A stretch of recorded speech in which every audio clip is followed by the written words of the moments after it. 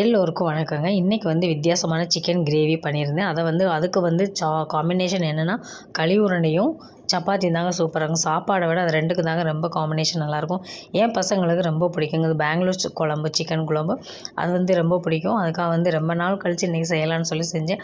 அதுலேயுமே புதினா வந்து மிஸ் ஆயிடுச்சுங்க. புதினா போட்டு செஞ்சோம்னா இன்னும் சூப்பராக இருக்கும். சப்பாத்தி இது வந்து ஜோளದ ரொட்டி, சப்பாத்தின்னு விட ஜோளದ ரொட்டின்னு சொல்லுவாங்க. ஜோளமும் கோதுமையும் மிக்ஸ் பண்ணி சப்பாத்தி மாதிரி பண்ணது.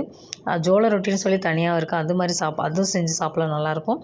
அதை மிக்ஸ் பண்ணி இது வந்து கொஞ்சம் இதாக தவிர சாஃப்டாக வராது, கொஞ்சம் அப்பளம் மாதிரியே வரும். சிக்கன் கிரேவி வந்து நான் சாப்பிடும்போது இந்த அளவுக்கு தான் இருந்துச்சு.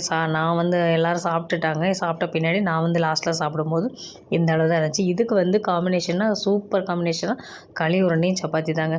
கண்டிப்பாக இதோடைய வீடியோ வந்து நான் ஃபஸ்ட்டு வீடியோ இதுக்கு முன்னாடி வீடியோவில் அப்லோட் பண்ணியிருக்கேன். அதுக்கு என்னென்ன மசாலா போடணும் என்னன்றதை நீங்கள் பார்த்து செஞ்சு பாருங்கள். சூப்பரான டேஸ்டியான கிரேவி ரெடி.